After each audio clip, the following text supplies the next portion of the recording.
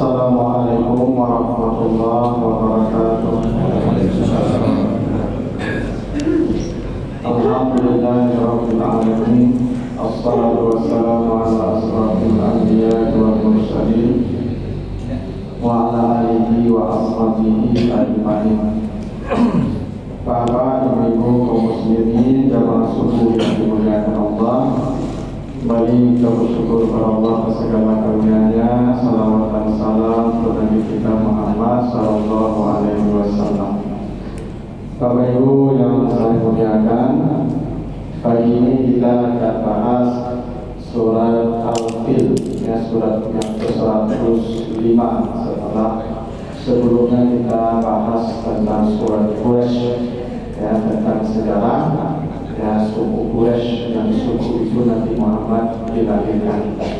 Sekarang kita akan bahas surat Al-Fil, itu yang masih berkaitan dengan sejarah Nabi. Makanya suratnya berdekatan dengan surat Quraisy. Ya, surat Quraisy itu surat yang ke-106, surat Al-Fil 105. Kemarin kita membahas tentang surat Quraisy, di mana bangsa Quraisy atau suku Quraisy itu mendapat kemuliaan karena mereka menjadi penjaga rumah Allah. Ya, falyaqudu rabb hadzal bait. Jadi mereka mendapat tugas sebagai penjaga rumah Allah. Allah muliakan mereka dengan tugas itu. Nah, adapun surat Al-Fil itu cerita satu pasukan yang hendak menghancurkan rumah Allah itu hubungannya. Nah, kita baca ayatnya. A'udzubillahi minasyaitonirrajim. Alam tara kaifa fa'ala rabbuka bi ashabil fil. Alam yaj'al kaidahum fi tadlil wa arsala 'alaihim tayran ababil tarmihim bil hijarati min sijil faj'alahum ka'asfin ma'kul. Adakah tidak engkau perhatikan bagaimana Allah berbuat kepada pasukan bergajah?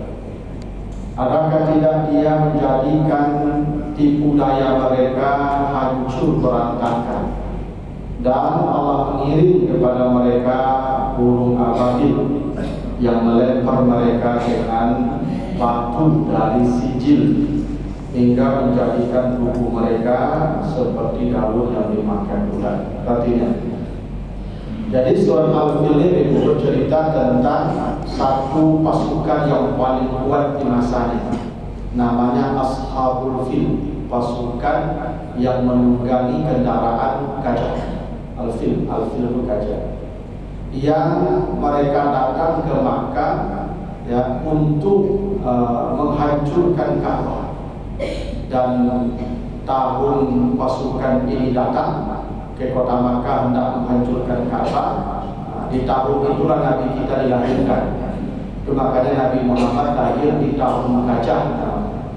Karena di tahun itulah datang pasukan hendak menghancurkan kota Ka'bah. Kota Makkah yang intinya sasarannya adalah Ka'bah. Namun zaman dulu kan belum dihitung tuh tahun. Ya, tidak ada orang mengenal hitungan tahun kecuali setelah Nabi meninggal dunia, ada masa Umar bin Khattab, baru dihitung tahun. Biasanya sebelum itu dengan peristiwa saja. Ya, maka Nabi disebut lahir di tahun gajah. Kayak kita lah, nenek-nenek kita kalau ditanya kapan lahir tidak tahu dia, tapi dia akan sebut saja waktu kampung Bukit Tinggi, waktu kepala wajahnya, waktu baju pandang gitu. Nah, jadi Bapak Ibu, cerita tentara bergajah ini kenapa datang ke Makkah untuk menghancurkan Ka'bah. Ceritanya begini, awal mulanya kenapa mereka datang ke Makkah hendak menghancurkan Ka'bah, hingga kemudian Allah kirim tentara burung ababil yang melempar mereka dengan batu hingga tubuh mereka hancur dan berlompat-lompat seperti daun yang dimakan ular. Jadi tentara bergajah ini itu dipimpin oleh panglima, sebagai menyebutnya raja, tapi dia bukan raja, sebagai panglima, lalu dia akan jadi gubernur di Yaman. Namanya Abraha.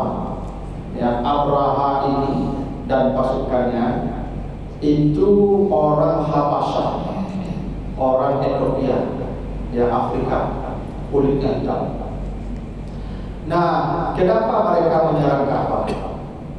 Jadi ya, beberapa tahun sebelum kelahiran Nabi itu di Yaman itu ada satu kerajaan di Yaman, ada satu kerajaan. Kenapa Abraha datang dari Yaman ya? Dia kan orang Habasyah atau orang Afrika, tapi kenapa datang dari Yaman?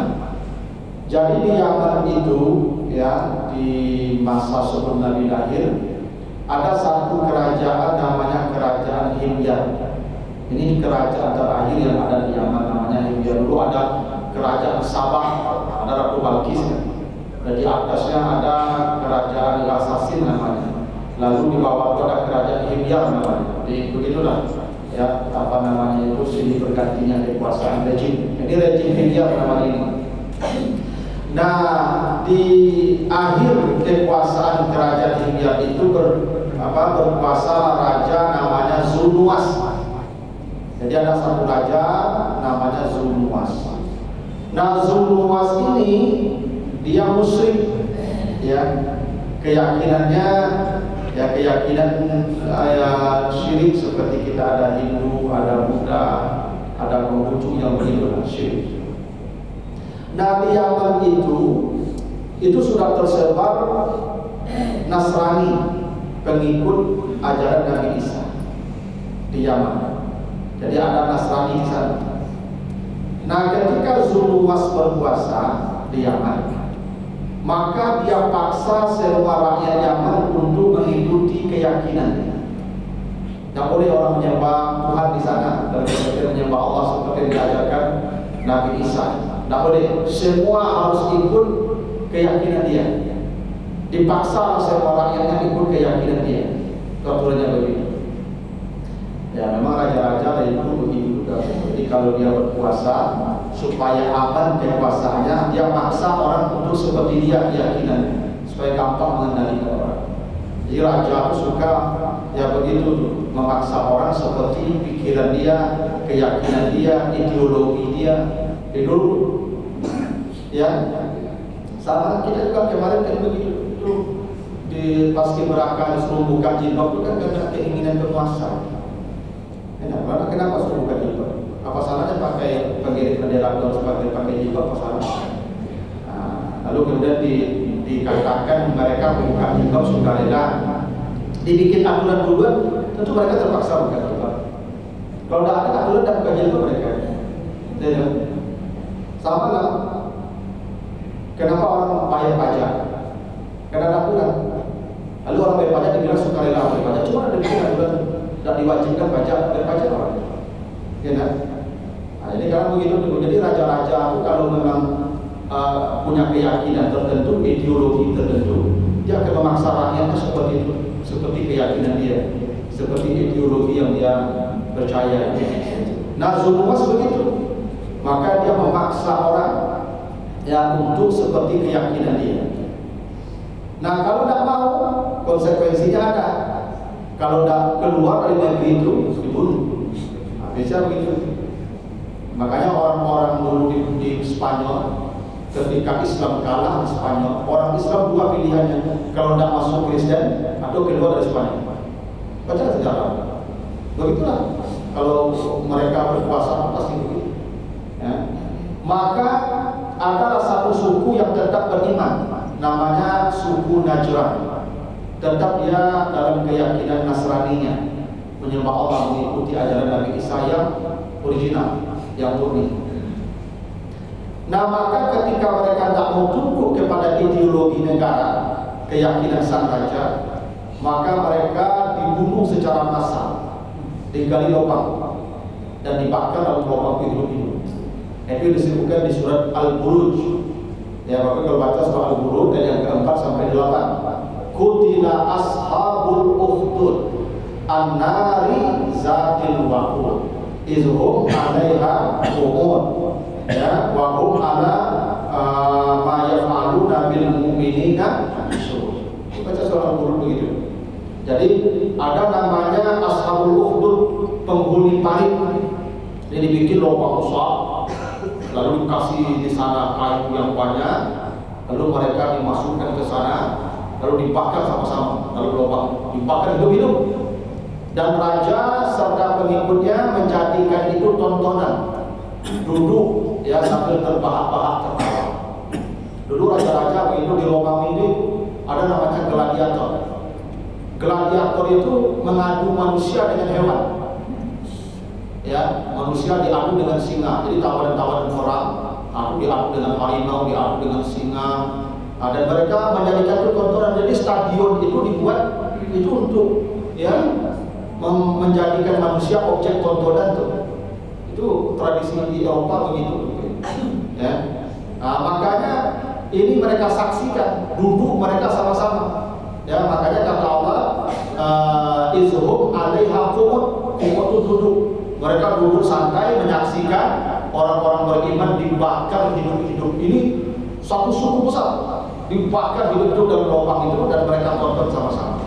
Bagaimana itu yang meregang nyawa dalam api yang besar itu mereka tertawa sama-sama. Itu yang mereka lakukan. Itu disebut dengan Ashabul Ukhdud. Itu terjadi beberapa tahun sebelum Nabi lahir. Nah, berita tentang pembakaran orang Nasrani ini sampai ke telinga Kaisar Romawi di Konstantinopel, di Turki sekarang. Itu pusat Romawi ini. Maka Raja Romawi murka karena Romawi ini Kristen, Nasrani. Maka dia kirim pasukan untuk menaklukkan Yaman, tapi dari Konstantinopel ke Yaman jauh, payah mengirim pasukan. Nah, Konstantinopel ini, Romawi ini, dia punya negara-negara bagian. Kayak Amerika itu dia punya ya state-state-nya, negara-negara bagian. Salah satu negara bagian Romawi itu adalah Habasyah. Habasyah ini agamanya Nasrani. Itu makanya Nabi Muhammad nanti menyuruh sahabat pindah ke Habasyah. Karena sangat Nasrani, bertauhid mereka pada Allah. Ya. Nah, yang paling dekat dengan Yaman itu Habasyah. Makanya jarak antara Habasyah dengan Yaman itu hanya 8 kilo. Dipisahkan oleh selat namanya Babul Mandab. Ini selat yang paling pendek di dunia. Hanya 8 kilo. Kalau selat Gibraltar yang memisahkan Spanyol dan Maroko itu ada 12 kilo, agak jauh. Tapi selat Babul Mandab ini yang memisahkan Yaman dan Habasyah, orang Afrika itu hanya 8 kilo. Jadi orang dari Afrika ke Yaman banyak pakai sampan saja bisa. Itu makanya kita lihat kalau orang-orang PHJ, banyak orang-orang hitam PHJ itu cuma jalan kaki sih kadang-kadang itu menyeberang dari Selat Babul Mandab itu ke Yaman, nanti dia pakai bus apa ke Makkah. Nah, maka dikirimlah pasukan dari Habasyah ke Yaman untuk menaklukkan atau menyerang Zunwas yang telah berlaku zalim kepada orang Nasrani di Yaman. Maka pasukannya dipimpin oleh namanya Abraha. Maka kemudian Abraha dengan pasukannya datang ke Yaman dan berhasil menaklukkan Yaman. Maka Yaman tunduk di bawah kekuasaan Habasyah dan Habasyah di bawah kekuasaan Romawi. Karena itu di Yaman disebarkan agama Nasrani seperti agama Abraham. Abraham itu agamanya Nasrani. Karena dia yang gubernur yang ditunjuk oleh Raja Habasyah, yang Habasyah di bawah kekuasaan Imperium Romawi. Nah, Zunwas ini dia ingin namanya dikenang dalam sejarah. Dia ingin membuat sesuatu yang namanya abadi. Dia terinspirasi dari Nabi Ibrahim yang membangun Ka'bah, yang namanya abadi karena semua orang berdatangan ke Makkah untuk berkunjung ke Ka'bah Baitullah yang dibangun Nabi Ibrahim.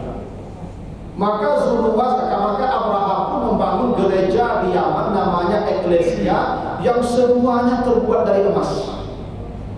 Jadi gerejanya dari emas. Dia ingin namanya dikenang sepanjang masa abadi, bahwa ada seorang raja membangun gereja dari emas yang menjadi pusat ritual ibadah. Nah, dulu memang raja-raja begitu, Ibu. Ya, dulu raja begitu. Dia bikin satu monumen untuk dirinya. Bung Karno dulu buat Monas ya. Itu monumen untuk dirinya. Nah, sekarang ada IKN ya. Ada ya, itu monumen juga tuh untuk yang sedang berkuasa. Ya, biasa raja-raja dulu begitu, itu dia ingin namanya dicatat, namanya dikenang dalam sejarah. Nah, dia bangun gereja emas dengan tujuan supaya orang tidak lagi ke Makkah, orang tidak lagi datang mengunjungi Ka'bah, orang datang ke gereja yang dia bangun. Itu keinginan si Abraham. Faktanya tidak ada orang yang datang ke Yaman. Gereja mewah siap dari emas, tapi orang tetap juga datang ke Ka'bah yang hanya terbuat dari batu bata. Makanya Abraham mulai jengkel. Ya, kita udah bikin dari emas, tidak ada yang datang. Yang di sono hanya batu bata, kok ramai tiap hari orang datang berkunjung ke sana, apalagi di musim haji ramai. Yang sebenarnya yang diinginkan Abraham itu sebenarnya bukan hanya soal orang datang ke Yaman meninggalkan Ka'bah. Karena begini, dia jadi gubernur di Yaman, dia pemimpin di Yaman. Maka tanah tandus gersang, tapi penduduknya makmur. Kenapa makmur? Karena orang beramai-ramai datang ke sana. Jadi Makkah itu awalnya pusat ibadah, tapi karena orang berdatang dari berbagai penjuru dunia, secara otomatis Makkah menjadi pusat bisnis. Jadi Makkah itu karena dulu orang datang ke situ membawa orang dagangan. Makanya Makkah ramai kemudian menjadi pusat bisnis. Awalnya pusat ibadah. Karena gitu kemudian di Makkah ramainya ada di situ di kota. Itu besoknya. Itu makanya satu keramaian berapa kali banyak kasus. Ya enggak? Ada macam orang Pinang yang menjual es timbul, yang menjual kacang timbul, yang menjual agar-agar dan timbul itu memang menjual apa timbul. Asal yang rame-rame orang pasti tidak berapa kali yang timbul. Maka kota Makkah menjadi kota bisnis karena orang ramai berkunjung ke sana. Lagi di musim haji, Abraham ingin Yaman seperti itu. Maka dibikin pusat ritual dengan harapan orang datang ke sini sehingga Yaman menjadi pusat bisnis pula. Tapi itu tidak terjadi. Orang tetap juga datang ke Makkah mengunjungi Ka'bah. Ya, gereja yang dia bangun sepi. Walhasil Ibn Abraham berpikir satu-satunya jalan adalah menghancurkan Ka'bah. Itu motivasinya. Kenapa dia menghancurkan Ka'bah? Karena dia ingin orang lagi datang ke Makkah, tapi datang ke gereja yang dia bangun. Dia tidak lagi Makkah jadi pusat bisnis, tapi Yaman. Karena dia menjadi gubernur di sana, pemimpin. Maka jalan satu-satunya, ya, Ka'bah harus dimusnahkan. Kalau tidak ada Ka'bah baginya, pasti orang Yaman. Itu pikiran dia. Maka dia datang membawa pasukan gajah. Nah, itu kenapa disebut Ashabul Fil. Karena gajah ini kendaraan paling kuat kalau sekarang tank lah. Jadi dia datang ke Makkah bawa tank. Karena dia akan menggusur itu, menghancurkan Ka'bah itu pakai, tidak mungkin pakai keledai. Mana cuma keledai saja. Kalau gajah gampang tuh menghancurkan, tinggal diinjak-injak aja. Karena dia cuma batu bata. Kalau disembol gajah aja tuh roboh ke Ka'bah. Maka pasukan gajah kayak gini. Nah, berangkat ada dengan pasukan besar mengendarai gajah. Hebatnya ketika sampai di menjelang masuk kota Makkah, gajah-gajah ini tidak mau jalan. Gajah ini berdiri saja, ditarik, dipukul, tidak mau jalan. Tapi kalau dibandingkan badan gajah itu ditarik ke Yaman, balik jalan dia. Tapi ketika ditarik ke Makkah, tidak mau dia jalan, stop. Tidak mau dia jalan. Dipaksa, disuruh, dipukul, tetap dia berdiri tidak mau jalan. Tapi kalau dibawa ke arah lain, dia jalan. Gajah itu tidak mau dia tunduk kepada perintah Abraham. Itulah kenapa Bapak Ibu surat ini dipilih Allah namanya surat gajah. Padahal di situ ada satu hewan lagi namanya burung ababil. Kenapa surat ini tidak dikasih nama surat ababil? Kan ada burung kan, burung ababil di sana. Kenapa Allah tidak memberi surat namanya surat Al-Fil, tapi dikasih nama surat Al-Fil, surat gajah? Kenapa? Karena ini gajah yang istimewa. Gajah ini berada di bawah kekuasaan Raja Durhaka. Tapi dia kalau disuruh mendurhakai Tuhannya, gajah ini menolak. Walaupun dia gajah, tapi dia mengerti mana yang hak, mana yang batil. Itu gajah. Bahwa ini salah, ini benar, gajah itu paham. Itu maka dipilih surat gajah. Begitu hebat gajah. Ketika disuruh menghancurkan Ka'bah dia tidak mau. Tapi kalau badai-badai mau dia jangan. Dia tidak mau patuh kepada makhluk kalau urusan maksiat kepada Tuhan. Ya. Sebenarnya anak-anak paskibraka Batam itu kalau mereka seperti gajah itu tahu buka jilbab. Tapi mereka kan sudah buka jilbab. Pas sesi foto pelatih kan buka jilbab semua kan? Buka jilbab semua. Nah iya. Setelah buka jilbab itu maka heboh viral. Heboh masyarakat kemudian. Akhirnya dibolehkan lagi buka jilbab pakai jilbab. Kalau mereka seperti gajah ini, mereka lebih biar kami pulang saja daripada buka jilbab kami. Sayang iman kita kalah dari iman gajah ini. Ya. Ketundukan kita kepada perintah Allah itu kalah daripada ketundukan gajah kepada perintah Tuhan. Hebat cerita gajah ini. Ya. Kayak saya kalau anak-anak itu daripada buka jilbab biar saya berhenti, tidak apa-apa pulang saja lah. Justru mereka akan dimuliakan dengan cara begitu. Itu makanya gajah dimuliakan Allah sampai-sampai dijadikan nama surat. Sebanyak apa binatang itu gajah salah satu dipilih sebagai nama surat oleh Allah. Kenapa? Karena kemuliaan dia. Ketika dia disuruh bermaksiat kepada Tuhan, gajah tidak mau. Tapi kalau tidak maksiat kepada Tuhan, dia patuh kepada Tuhan. Patuh dia. Maka gajah tidak mau jalan. Ya. Akhirnya kata apa? Kata mengutuk dan tidak menghancurkan Ka'bah. Maka itulah yang disebut Allah apa? Kemudian dikirim burung ababil. Jadi gajah ini Bapak Ibu tidak mati satu ekor pun. Jangan Bapak Ibu kira gajah ini mati pula seperti pasukan, tidak. Karena yang dilempar burung itu takmihim. Him itu pasukan saja. Yang gajahnya tidak lempar burung. Ya. Jadi yang dilempar burung dengan batu itu takmihim. Him itu orangnya saja. Yang gajahnya tidak. Jangan Bapak kira gajah-gajah itu mati pula. Tidak, gajah itu hidup semua. Siapa mafiat semua, tidak ada yang cacat gajahnya. Karena burung ababil itu melemparkan pasukan dengan batu. Batunya itu min sijil. Sijil, Bapak Ibu buka kamus. Sijil itu dikata sajal. Sajal itu artinya rekod, catatan. Jadi rekod, catatan itu, tapi kalau mencatat sesuatu itu namanya sijil. Sajalan namanya. Ya. Jadi batu yang dari sijil itu maksudnya burung tadi terbang lalu menjatuhkan batu-batu yang di batu itu tercatat nama orang-orang yang akan disasarnya. Jadi batu tadi hanya menyasar tubuh orang yang namanya ada di batu itu. Jadi jangan Bapak Ibu kira burung itu mencari-cari orang dilempar begitu. Oh enggak. Kayak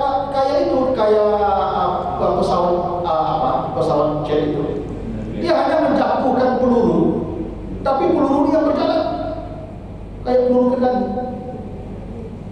Jadi peluru itu sudah diprogram sedemikian rupa sehingga kan kalau peluru kendali itu kalau dilepaskan memang dia tidak akan meledak kecuali pada sasaran yang sudah diprogram. Dia ditentukan titik koordinat itu. Nah, di mana sasarannya? Dan itu peluru itu rudal itu akan berjalan terus tuh mencari sasaran. Kalau sasarannya pas, dia jatuh sana. Makanya batu yang dilempar burung ababil itu seperti itu. Jadi peluru kendali ini dibikin manusia itu belajar dari burung ababil. Ada senjata yang bisa diprogram. Allah sudah melakukan itu. Jadi sijil itu dicatat nama orang di batu itu. Jadi burung terbang lalu dia menjatuhkan batu, jatuh saja. Lalu batulah yang berjalan. Cari. Kalau cocok namanya nyantang, tidak cocok namanya tidak. Ya. Nyidi dulu kan. Aku bangun cocok dengan. Itu hebatnya Allah kalau ingin menghancurkan satu kaum mudah. Nah, itulah kenapa dilempar begitu batu itu menyasar. Badannya bolong seperti daun yang dimakan. Ya. Jadi yang gajah tidak ada masalah, karena gajahnya tenang. Ya, yang bermasalah pasukannya saja. Makanya pasukan ketika dihantam tadi batu tadi, itu badannya bolong seperti apa itu lihat daun kan dimakan kan berlubang-lubang. Ya begitulah keadaan mereka.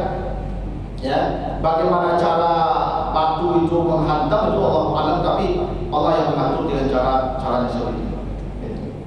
Makanya kata Allah, Allah menjadikan tubuh mereka ya seperti daun yang dimakan ular.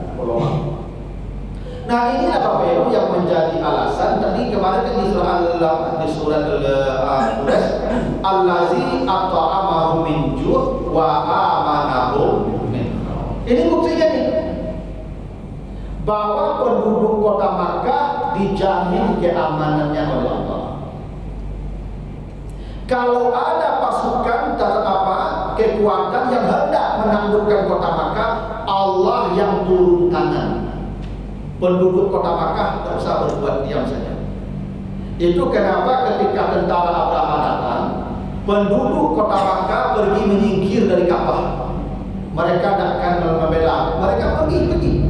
Karena Allah yang punya Ka'bah, Rabba hazal bait, yang memiliki al-bait ini ada Allah, dan dia akan menjaga rumahnya sendiri. Makanya sampai hari kiamat tidak akan pernah ada satupun pasukan yang bisa menaklukkan kota Makkah sampai kiamat, tidak akan bisa. Kenapa? Allah yang akan menjaga sendiri. Ini buktinya. Coba kita dalam sejarah, padahal tidak ada pasukan menaklukkan kota Makkah, tidak ada. Satu-satunya pasukan yang bisa menaklukkan kota Makkah hanya Nabi Muhammad. Tidak pernah ada pasukan yang bisa masuk kota Makkah kecuali hanya Nabi Muhammad. Kenapa? Karena Nabi Muhammad utusan Allah. Kalau utusannya dibolehkan menaklukkan kota Makkah.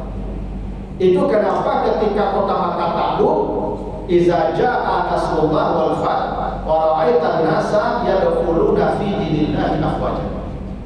Ketika kota Makkah ditaklukkan Nabi, orang langsung berbondong-bondong masuk Islam. Kenapa orang langsung berbondong-bondong masuk Islam?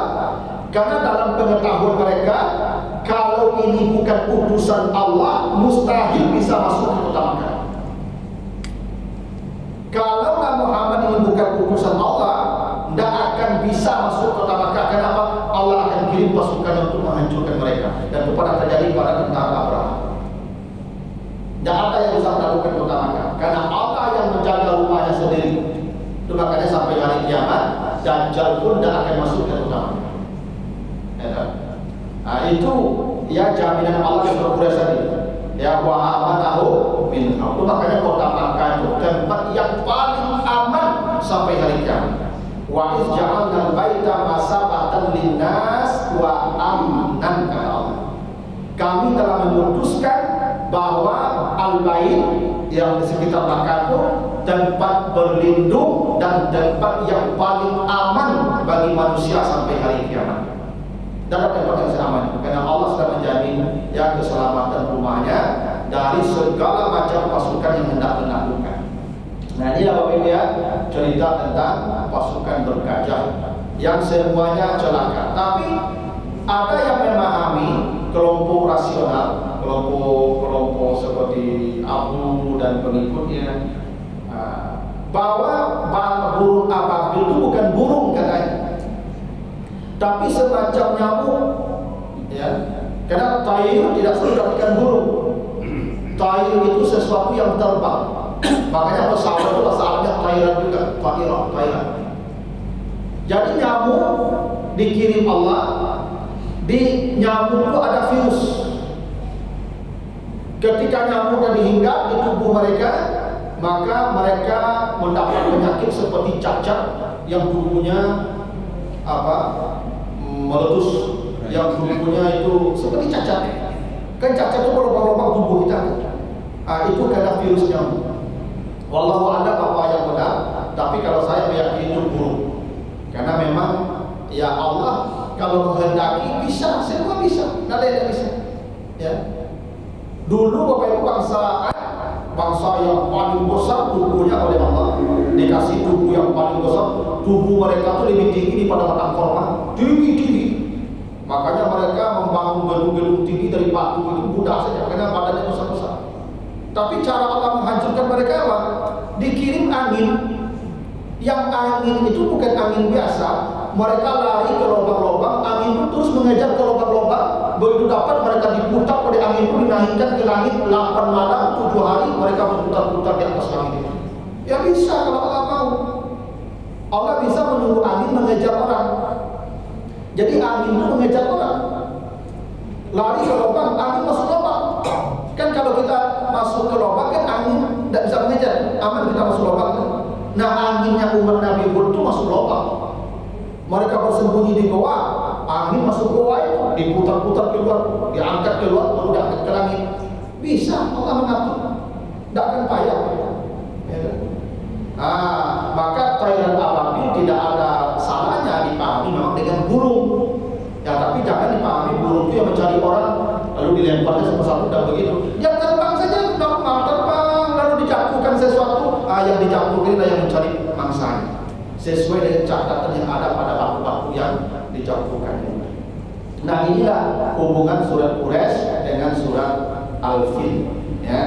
Nah, jadi Bapak Ibu tidak akan pernah kezaliman itu dibiarkan Allah merajalela. Pasti pada waktunya Allah hancurkan.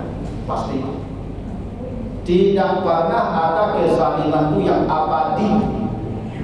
Allah akan hancurkan dengan caranya sendiri. Kalau manusia tidak mampu melawan kezaliman, Allah sendiri yang akan menghancurkan dengan caranya. Percaya? Jadi kalau ada Bapak Ibu yang mendapat kezaliman, tidak pandai melawan, tunggu saja, Allah pasti manggil menghancurkan itu. Serius. Cuma kadang ada sabar, lakuan, Ustaz ambil juga dari dia. Tunggu apa yang pas tu. Aduh apa yang pas itu.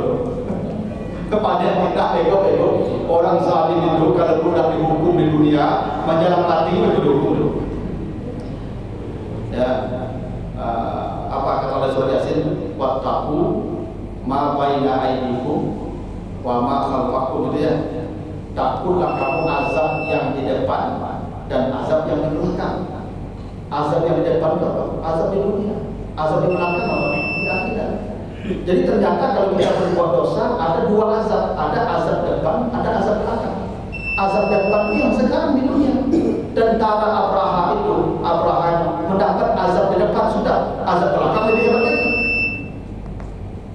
Azab itu apa? Pasti dua azab. Orang yang zalim pasti dapat dua azab. Itu makanya ma baina aidikum wa ma khalfakum. Ada azab yang di depan, ada azab yang di belakang. Itu pasti. Orang zalim kalau dia di dunia ini tidak dapat azab seperti waktu sekarang, menjelang matinya dia azab. Ya, begitu kata Allah di surah Al-An'am itu. Ya, kata Allah, walau tara isyarawa allazina kafaru atau apa iziz zalimuna fi amaratil maut al malaikatu basitu aydihim. Itu orang-orang zalim ketika matinya itu masya Allah malaikat turun membentangkan tangannya menampar-nampar. Akhriju anfusakum, keluar. Wah, itulah azab yang dekat. Jadi Bapak Ibu jangan pernah merasa aman dari azab Allah kalau berbuat zalim. Pasti ada azab yang di depan. Azab di belakang tidak berkurang. Jadi jangan Bapak Ibu kira nanti tentara Abraham masuk surga. Enggak lah. Ini yang mereka dapatkan baru azab yang di depan, azab di belakang belum. Ya. Jadi orang-orang zalim itu pasti diazab di dunia ini, percaya. Menunggu waktu saja. Kalau tidak pun menjelang mati, takut mereka. Makanya Bapak Ibu jangan pernah menzalimi orang, jangan pernah ya berbuat zalim, apalagi ketika berkuasa semena-mena, bego payah ini bego. Ya minimal di ujung ayat itu bego. Kalau pernah lihat baca sejarah itu Kemal Atatürk itu. Kemal Atatürk itu bego. Itu masya Allah kezalimannya itu. Ya. Luar biasa sejarah Turki itu luar biasa. Sampai azan ini pun mau diganti dengan bahasa Turki. Azan ini saking bencinya dengan bahasa Arab ini. Azan itu diganti pakai bahasa Turki. Semua perempuan buka aurat. Tak boleh orang untuk pergi jilbab ke sana. Berpuluh-puluh tahun begitu dipaksanya orang. Ya. Tapi menjelang mati apa yang terjadi? Lah membusuk badan itu mati apa jadi? Lah membusuk badan yang mati itu ada jadi. Itu pada dialami dulu oleh Abu Lahab. Abu Lahab itu dikasih penyakit dan membusuk badan itu alunnya mati. Sampai ketika Abu Lahab itu mati, tidak ada satu orang pun yang berani mengurus mayatnya. Baunya masalah. Apa yang terjadi akhirnya? Dicari kayu panjang, digali lubang dulu kayu, cari kayu panjang, didorong dengan kayu badan Abu Lahab sampai masuk lubang, dilempar pakai batu sama-sama. Tidak ada yang menyentuh badan Abu Lahab. Kan sampai kini memang ada makam Abu Lahab bau seperti makam Kemal Atatürk bau. Tapi kalau pergi ke Turki itu menjelang masuk ke makam Kemal Atatürk itu disemprot. Kalau disemprot, kenapa? Kezaliman itu akan Allah tampakkan hukumannya di dunia. Sudah banyak Bapak Ibu, maka Bapak Ibu kalau punya kuasa jangan semena-mena. Jangan takutlah dengan azab yang di depan dan azab yang di belakang. Ya. Kalau dapat kuasa, jalankan kekuasaan itu dengan adil menurut perintah Allah. Ya. Masya Allah Bapak Ibu, di jantung Abraham. Makanya Allah ceritakan yang seperti ini supaya jadi pelajaran bagi kita. Tidak ada pasukan sekuat tentara Abraham, tidak ada di masanya. Tentara Abraham ini pasukan terkuat, tapi gampang Allah lumpuhkan, Allah hinakan mereka. Ya. Makanya kadang-kadang kita ini lupa ketika berpuasa. Ya. Begitulah cerita Abraham ini. Ya, jadi kalau Bapak Ibu yang pejabat Pak, ya, kalau hati-hati pejabat, ya, minimal Bapak kalau apa Ibu Sadim pejabat, tapi Bapak dikafati Bapak tapu kadang gimana kan? Enggak. Nah, begitu Bapak Ibu, ya ada pertanyaan ya? Ya, kalau ada cukup itu mudah-mudahan jadi pelajaran bagi kita bersama. Dengan doa kafarat subhanaka wa bihamdika asyhadu an la ilaha illa anta astaghfiruka wa atubu ilaika.